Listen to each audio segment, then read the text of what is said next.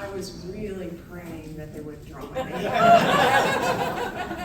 But it's Ashley's fault.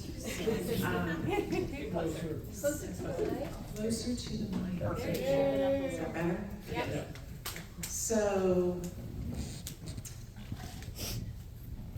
you can find the person that you are supposed to be with in so many ways, and I happened to find mine on Match.com back in 1999 when that was kind of a new thing, and so we were kind of Match pioneers. And we met, and we both lived in Atlanta, and we lived on opposite sides of Atlanta, so we spent the first 2 or 3 weeks emailing each other, and we were both very good writers, and so that was very effective for us. And then we finally agreed to meet. And so we met at a Jamaican restaurant whose name I wish I could remember, that's no longer there in Little 5 Points, and then went to a used CD store where Mark bought a Bob Seger CD and was so worried that I was going to think he was just a complete loser because he liked Bob Seger.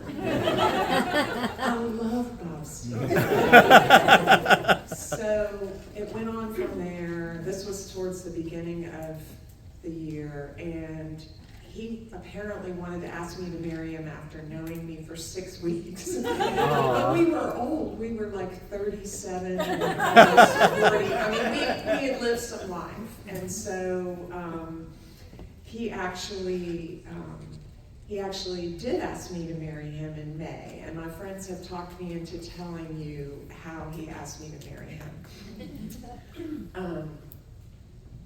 What I will say before that, I'm sorry, Mark was about the sweetest, kindest person who ever walked the face of the earth. He never had a bad word about people except secretly some Republicans. Because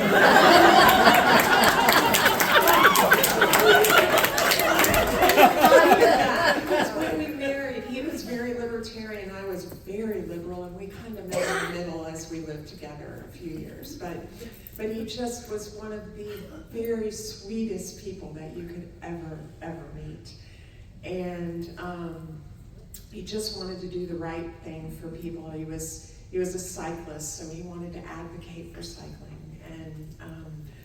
and he was very, very shy, and so am I timed? Okay. So he wanted to help people with their shyness, and so he advocated for Toastmasters and that sort of thing. So he was so kind, and he was an excellent communicator. And what took him from us, me and his 2 boys, was an illness that took away his ability to speak and to communicate and to write. And he had it for about 8 years, and he passed away last September.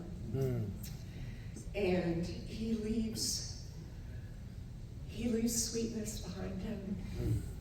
My 2 children, my 2 boys, are so much like him in many ways, and unfortunately like me in many ways. And he just, this morning, I was texting with my kids about cell phones, and one of them said, get a refurbished one.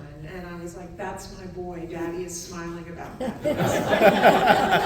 Daddy never bought a brand new phone in the last 20 years of his life. Always refurbished. Always look at refurbished phones.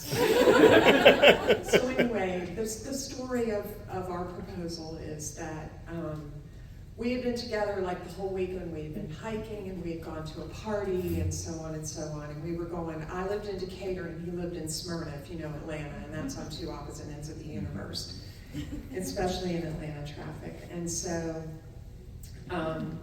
we were spending the night at my house, and then we were going to go to his house the next morning and go hiking. And so I was so mad because I was sure that he was going to propose that day, and he hadn't done it, and I was so upset. And he was like, I promise it's soon. And so I was just really upset. Who gets mad at a guy for not proposing? That's insane. So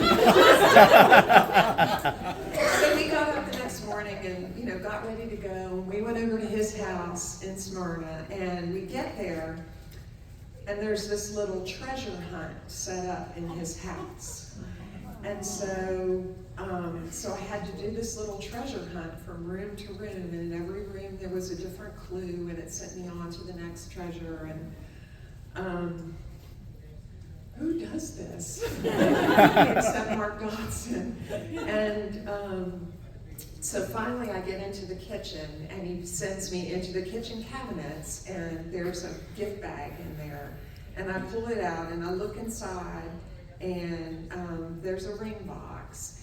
And I pull it out, and I look up, and he's down on one knee in the kitchen floor. And with the, if he could be any dearer, with the dearest, sweetest look on his face, with big tears in his eyes, and asking me to marry him. And then in the gift bag was even this little card that he had written a poem about the chicks would cluck and the cows would moo, and they all say that I love you.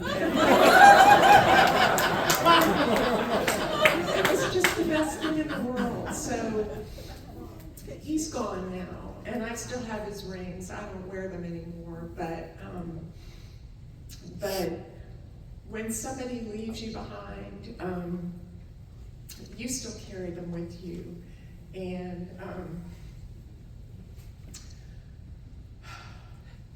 hopefully you carry some of their sweetness inside of you too. Thanks.